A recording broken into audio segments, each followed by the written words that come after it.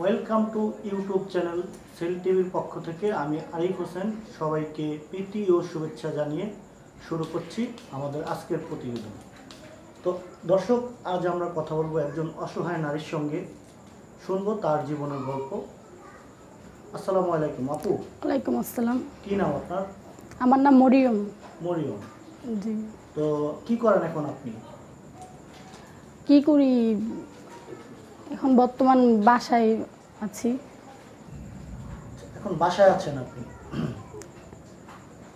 আপনি কি গৃহিণী না চাকরিজীবী?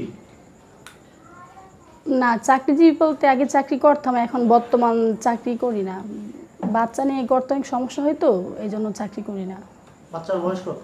2 বছর। 2 বছর। জি। বাচ্চার বাবা কি করেন? বাচ্চার বাবা কাঁচামাল বিক্রি করে। কোথায়? এই তো চেয়ারম্যানগুলি।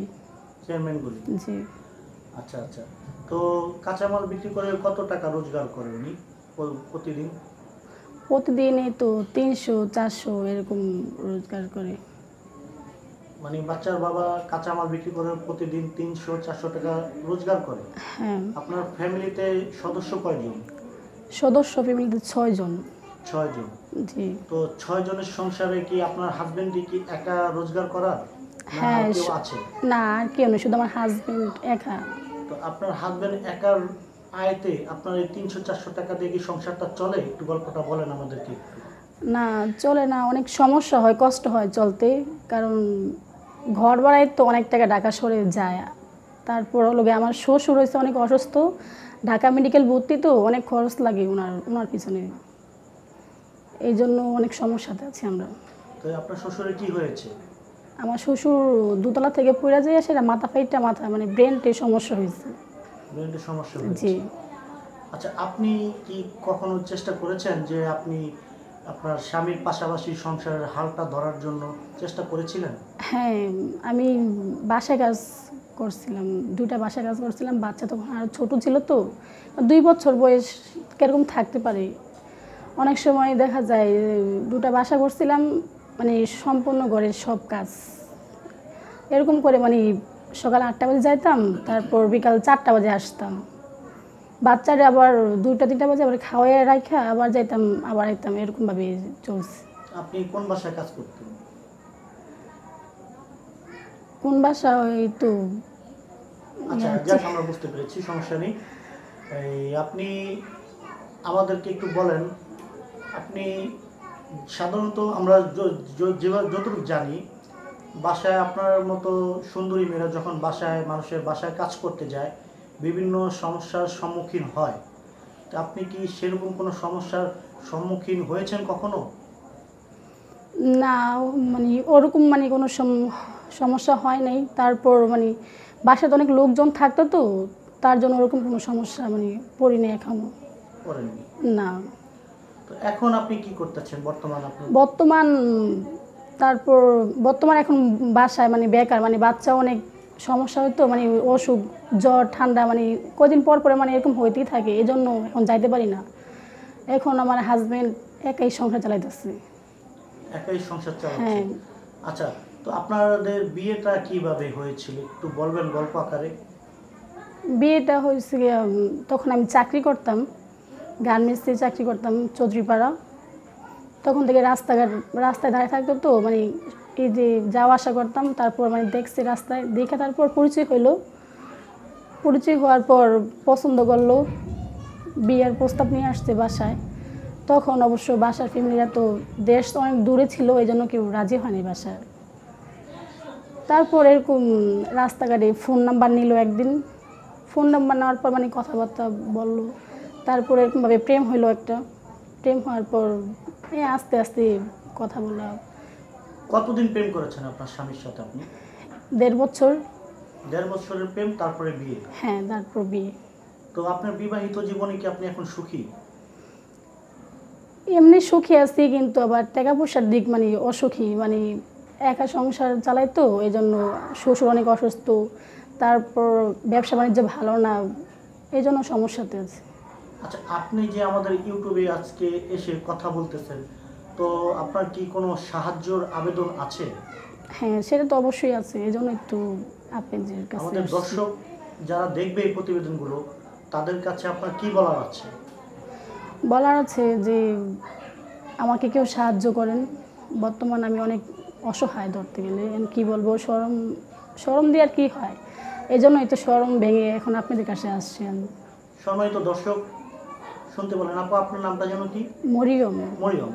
দর্শক, মরিয়ম আপা খুব সুন্দর একটি মেয়ে, লাজ লজ্জার মাথা খেয়ে আজ ইউটিউবে এসেছে একটু সাহায্যের জন্য। তো আপনারা সমাজে যাদের টাকা পয়সা আছে তারা যদি একটু একটু করে এই মরিয়ম আপার পাশে এসে দাঁড়ান বা একটু করে যদি আপনার সাহায্যের হাতটি বাড়িয়ে দেন এই অসহায় বোনটির জন্য, হয়তো তার পরিবারটি একটু ভালো থাকতে পারবে বা একটু ভালো খেতে পারবে বা একটু ভালো চলতে পারবে।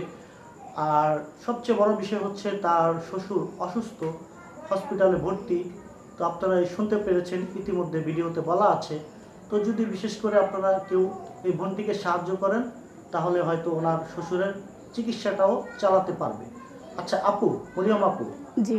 তো আমাদের কোন দর্শক ভাই যদি আপনার সাথে যোগাযোগ করতে চায় তাহলে কিভাবে আপনার সাথে যোগাযোগ করবে?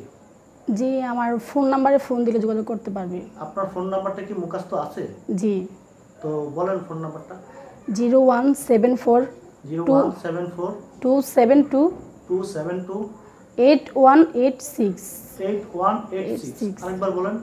0174 272 8186। আচ্ছা, তো দর্শক মোবাইল নাম্বারটা আমরা দিয়ে দিয়েছি স্ক্রিনে ভিডিওতে। কোনো কুমতলবে বা কোনো খারাপ দৃষ্টিতে ফোন দিবেন না, কারণ মা বোন সবারই আছে। তো আপা, এই ফোন নাম্বারটা যদি আমরা ইন্টারনেটে ছাড়ি আপনার ফোনে অনেক ফোন আসবে, ভালো ফোনও আসতে পারে এবং খারাপ ফোনও আসতে পারে, আপনাকে অনেক বিরক্ত করতে পারে। তো নাম্বারটা কি আমরা ইন্টারনেটে দিব? এখন যদি কেউ খারাপ মানে ভেবে যদি ফোন দেয় তাহলে বলবো যে ভাই আপনারা এরকমটা করবেন না, কারণ সবারই তো সংসার আছে। তো বাজে কথা না বলে যদি কেউ সাহায্য করতে পারেন তাহলে ফোন দেন, নাহলে যে রং কথা বলার জন্য কেউ ফোন দেন তাহলে রিকোয়েস্ট করবো যেন ফোনটা না দেন। দর্শক শুনলেন এই বোনটির কথা, কোনো কুমতলবে ফোন দিবেন না, কোনো খারাপ দৃষ্টিতে তাকাবেন না, কারণ মা বোন সবারই আছে। আচ্ছা আপা, আপনি কি চাকরির জন্য কোনো ব্যবস্থা করেছেন বা কোনো চেষ্টা করতেছেন যে আপনার হ্যাঁ। হাজবেন্ডকে একটু সহযোগিতা করবেন আপনি? জি, তা অবশ্যই চেষ্টা করতেছি, কিন্তু এখন বাচ্চারা তো অনেক ছোট, তো আর একটু বড় হলে মানে নিলে সবচেয়ে বেশি ভালো হইব এই জন্য। আচ্ছা আচ্ছা, তো আমরা একটু পিছনে চলে যাই। তো আপনি যে বললেন আপনার ঘর ভাড়া অনেক, তো কত হ্যাঁ। টাকা ঘর ভাড়া দিতে হয় মাসে? ঘর ভাড়া দিতে হয় মাসে 11,000 টাকা। 11,000 টাকা। জি। তো আপনার স্বামীর যে আয় হ্যাঁ। তা দিয়ে তো আপনার সংসারই চলে না, তাহলে ঘর ভাড়া কিভাবে দিবেন? ঘর ভাড়া এখন তো এই সমস্যা, আগে তো এই সমস্যা ছিল না, আগে আমার শ্বশুর ভালো ছিল, কাজ করতো। এখন তো শ্বশুর অসুস্থ, এই জন্য সবচেয়ে মানে চাপ সৃষ্টি হয়ে গেছে ওর উপরে। আপনার শ্বশুর আগে কি কাজ করতো? সে আগে রাজমিস্ত্রি কাজ করতো। রাজমিস্ত্রি কাজ হ্যাঁ। করতো। তো সে কি ওখানে অ্যাক্সিডেন্ট হয়েছে? হ্যাঁ, ওখানে অ্যাক্সিডেন্ট হয়েছে। কিভাবে? কাজ করতে যেয়ে তারপর মানে কীভাবে যেন পড়ে গেছে দোতলা থেকে, পড়ে যে মাথায় সমস্যা হয়েছে অনেক, মানে মানে কী বলবো, মানে বিছনা একদম পড়া এরকম অবস্থা। তারপর এই যে ঢাকা মেডিকেল নিয়ে গেছে, বাসায় দেয় যে অনেক অসুস্থ, সিরিয়াস অবস্থা। তারপর এখন ঢাকা মেডিকেল আছে বর্তমানে, এখন ঢাকা মেডিকেল প্রায় 4-5 মাস, কদিন পর হবে, 5 মাস এখনো হয় নাই, মানে হইবে 5 মাস। আচ্ছা, আপনার বাবার সংসারে আপনার কি পরিস্থিতি? বাবার সংসারে মোটামুটি চলে, কারণ ভাইরা পড়াশোনা করতেছে। আবার কয় ভাই কয় বোন আপনারা? আমরা 5 বোন 2 ভাই। 5 বোন 2 ভাই। জি। বোনের সংখ্যা বেশি, ভাইয়ের সংখ্যা কম। হ্যাঁ। আচ্ছা, বোনদের মধ্যে আপনি কয় নাম্বার? আমি 4 নাম্বার। তাদের বিয়ে হয়েছে কোথায়? তাদের বিয়ে গ্রামেই হয়েছে, আমাদের গ্রামে। আপনাদের গ্রামের বাড়িটা কোথায়? ব্রাহ্মণবাড়িয়া। ব্রাহ্মণবাড়িয়ার কোন ডিস্ট্রিক্ট, কোন থানা? এই তো থানা আশুগঞ্জ। আশুগঞ্জ থানা। জি। আচ্ছা, তারা কি সবাই ভালো আছে? তারাও ভালো আছে। এখন বর্তমানে যে পরিস্থিতি তার জন্য অবশ্যই একটু খারাপ তো সবাই আছে, এই তো জন্য। তারা কি আপনাকে কখনো কোনো সহযোগিতা বা সাহায্য করে? যখন পারতো তখন করতো, এখন মানে পারতেছে না, তো এই জন্য কেউ মানে সাহায্য করতে পারতেছে না। যখন পারতো তখন করতো। হ্যাঁ। এখন এই করোনার কারণে তারা এই সমস্যা জি। সেজন্য তারা সাহায্য করতে পারছে না, তাই তো? হ্যাঁ। তো এখন শেষমেশ আমাদের দর্শকের উদ্দেশ্যে আপনার লাস্ট কি বলার আছে? লাস্ট বলা আছে যে আপনারা যদি আমাকে সাহায্য করেন তাহলে আল্লাহর রহমতে আমরা ভালো খেতে পারবো, ভালো পড়তে পারবো, ভালো থাকতে পারবো। তো সবার কাছে একটাই অনুরোধ আছে যে সবাই আমাদেরকে সাহায্য করুন। যে পারবেন সে সাহায্য করুন, আর যে পারবেন না সে অযথা ফোন দিয়েন না। এই কথা সম্মানিত বলার আছে। দর্শক, শুনলেন এই বোনটির কথা। যদি আপনারা সাহায্য করতে চান সাদা মনে, তাহলে ভিডিওতে নাম্বার দেওয়া আছে, আপনারা সাহায্য করতে পারেন। অযথায় ফোন দিয়ে ডিস্টার্ব করবেন না, সময় নষ্ট করবেন না। তো দর্শক, আজ এই পর্যন্তই। দেখা হবে আগামীতে নতুন কোনো জায়গায় নতুন কোনো প্রতিবেদন নিয়ে। সে পর্যন্ত ভালো থাকুন, সুস্থ থাকুন। ধন্যবাদ সবাইকে।